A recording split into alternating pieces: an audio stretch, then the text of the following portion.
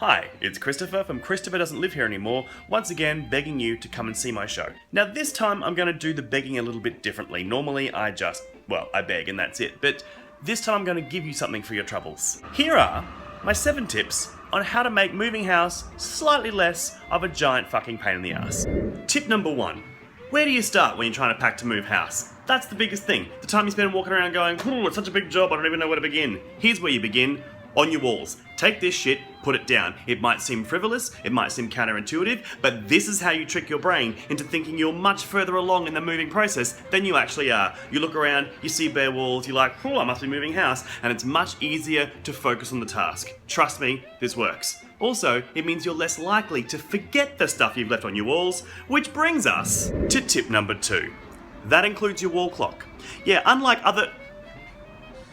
Ignore him, he's just looking for attention. Unlike other things that go on your wall, posters, artwork, pictures, memorabilia, clocks have a much more utilitarian function, so it can be very tempting to leave them up on your wall to the last possible minute because you want to know what the time is. Especially on those long days of packing and moving, you just want to know how far away lunch is so you can justify going and getting a fucking burger. Because if there's one day that warrants the consumption of meat and cheese and bread and an arseload of hot chips, it's moving day. That's fine, but it does mean that you increase your risk of leaving a clock behind. So tip number 2, don't forget your wall clock.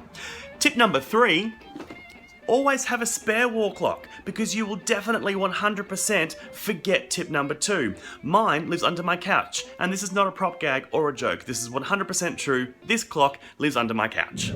Tip number 4, wrap your breakables in your linens.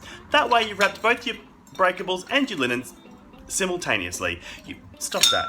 You don't have to stockpile a giant wad of old newspapers. You don't have to wash newspaper ink off all your shit once you get to the new place. You also then don't have to deal with a giant pile of crumpled up, used old newspaper. It's better for the environment. It's better for your soul.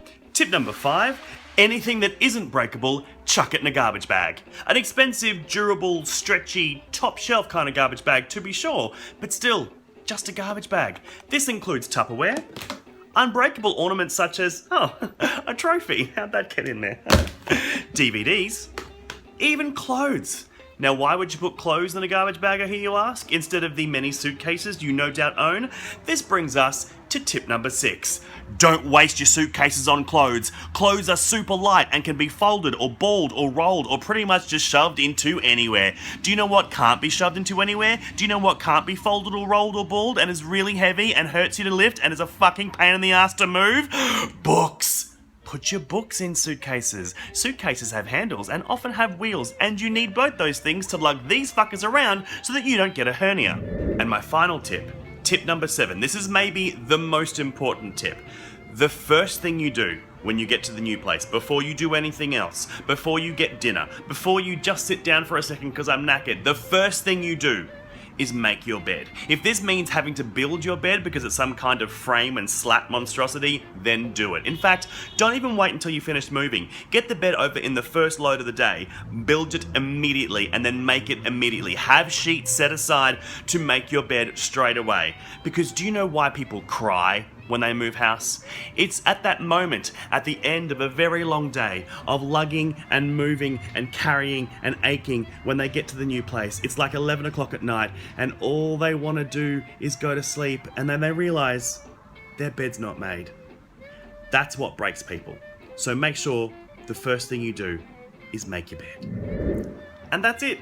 My 7 pieces of advice for moving house. If you followed these 7 tips, then your moving day will still be unbearably shithouse because moving house sucks. Trust me, I know this. I've moved house 60 times. Which you can hear all about in my show, bringing it round full circle.